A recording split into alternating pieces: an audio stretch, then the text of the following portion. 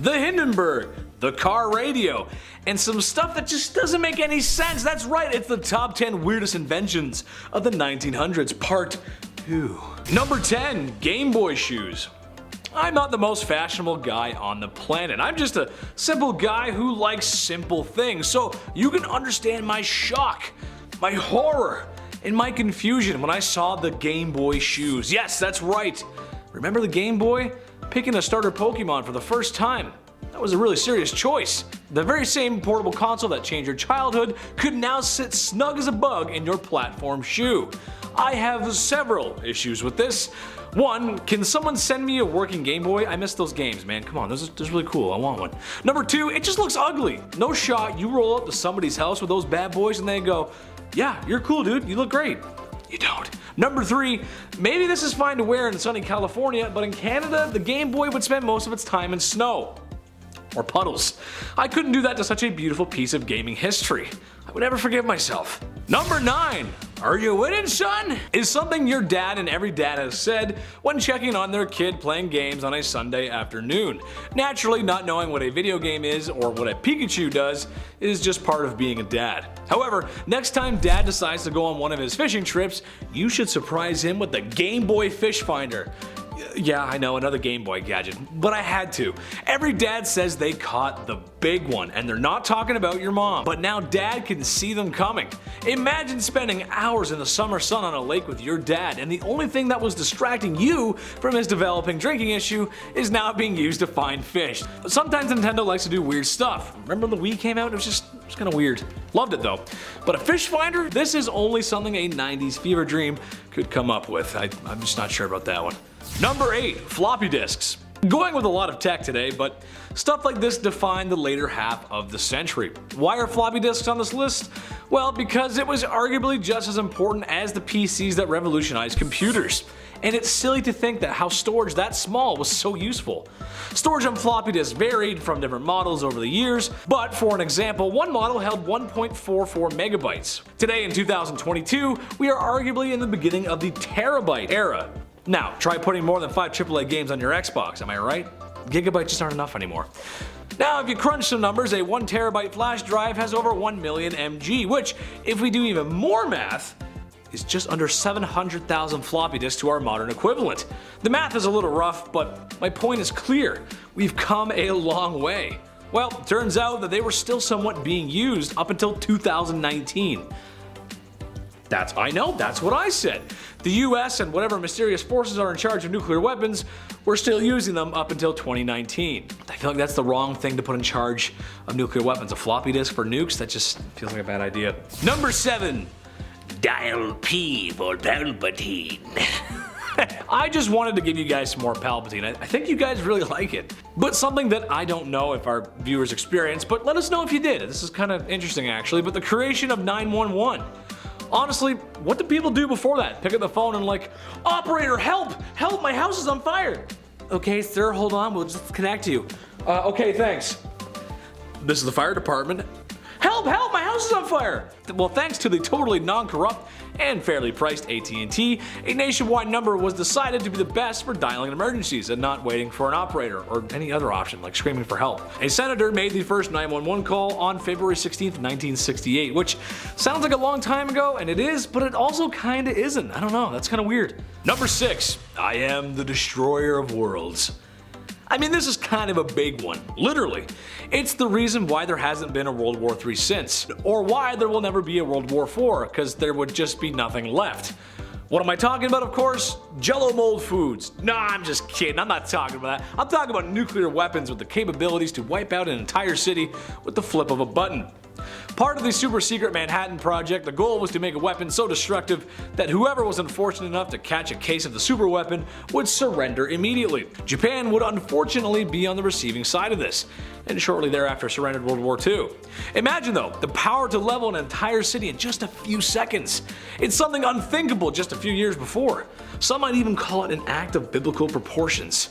And you wouldn't be that far off either. Number 5, only us humans.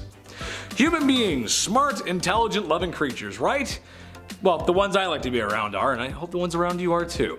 Okay, where am I going with this? Well, I think we can all agree that war sucks, right? Look at Ukraine and Russia right now. What I think a lot of people don't think about is war logistics, what goes into a war effort. Every bootstrap, backpack, and bullet fired has to be counted and shipped. The weirdest thing, or perhaps the worst thing that we've done, is mass produce small arms. The automat Kalashnikov needs no introduction. You've seen it in movies, games, and all over the news in the last 60 years. An effective, cheap, and reliable tool that's the backbone of insurrections across the world and probably will be for many years to come. The point I'm trying to make is that we can create and make such beautiful things, but so much time has gone into destroying one another. Kalashnikov is unfortunately really good at doing that. In some black markets of the third world countries, they go for as little as $100 US. It is estimated that of every firearm ever made, 1 in 5 is a Kalashnikov. Number 4. I wanted one. It should come as no surprise that my persona is that of a lumberjack. I like relaxing after a long day. I'm big and I like beer. That's how it goes. While certainly not the manliest man, you'd never find me at a My Little Pony convention. I'm just not going there. Where am I going with this? Well, if you were a young girl growing up, there's a chance you had an easy bake oven. Yes, that's right. I, Big Ched, wanted an easy bake oven, but as a young man, I was embarrassed to have pink. I mean, come on, I can't have pink. It's pink. Even though now I'd be totally fine with pink. I like pink cars. I think they look cool. I was a tubby kid and just wanted some brownies with icing. Can you blame me? No, you can't. However, there is something about giving your kid a little oven that's, well, strange. There's no way I should have been given anything sharp, let alone an oven. Yes, I know they're pretty safe, but still, it's a weird concept and weird thing to bring up in the boardroom for an idea. Guy walks in the room and he's like, kids, ovens, fires, put them together. What do you got? $1 million idea, let's go. Number 3. Didn't sell very well, boy. I doubt many people would remember this, and in Nintendo's defense, they usually know what they're doing. Sometimes. I know I'm talking about gaming stuff again, but besides making you guys laugh, it's like the only other passion I have, man. The Virtual Boy. I wouldn't expect many to have seen it since the sales were so poor, since the console was so poor. The Virtual Boy was a 32-bit portable console that was basically a headset, except, you know, there's no straps to put it on your head, but a stand so you can play games while you sit or while you're prone. I guess that would have been cool if there was like a sniper game or something, but for classic Nintendo side-scrolling action, it doesn't really make any sense. The main selling point was the graphics. The Virtual Boy was capable of 3D, which was huge for the time. Except, it was stereographic 3D and monochrome red. Watching footage of the gameplay gives me a headache just looking at it, so I can see why laying down on your living room floor for a while, playing it, would just suck. It just wouldn't be good. Number 2, Electronic Cafe. This is going to sound weird to anyone born after 1995, but there used to be internet cafes. Yeah, I know, there's some that still exist, but it's just a weird concept. Hi, come on in where you can order a coffee and browse the World Wide Web with your sticky keys. And that's not because of a typo. There's just something about sharing a PC with the whole city that rubs me the wrong way. Because I know for a fact there's some dudes in there who are rubbing themselves the wrong way in the cafe. In the 90s when PCs were becoming a mainstay in homes and offices, some folks just didn't have one yet. Or if they did, had full access to the internet. Do you remember the dial-up sound? Ooh, sound of nightmares. So coming to a place to access such modern technology made sense in the 1990s and even the early 2000s. However, in 2022, when everyone has a supercomputer in their pocket, not so much. Smartphones are really cool. It's actually pretty cool technology. Number 1, the Infomercial King. Not the first to do it and won't be the last, but he may be the best. As a kid growing up in the late 90s, watching TV on a Sunday afternoon made a few things certain. I was going to have my snackies and juice. I was going to ponder what a house hippo was. I was going to be yelled at by a man with enough charisma to use OxyClean. Yes, the famous infomercial featuring the late Billy Mays. There was just something charming about his performance that made you want to clean stains easily. Infomercials are a way to shove products down your throat. Call now, but wait, there's more. 3 easy payments of $19.99. Sell, sell, sell. With infomercials, they aren't just selling you a product, they are selling the infomercial themselves. It just wouldn't be as effective if the ShamWow guy wasn't weird about his peanuts on ice cream.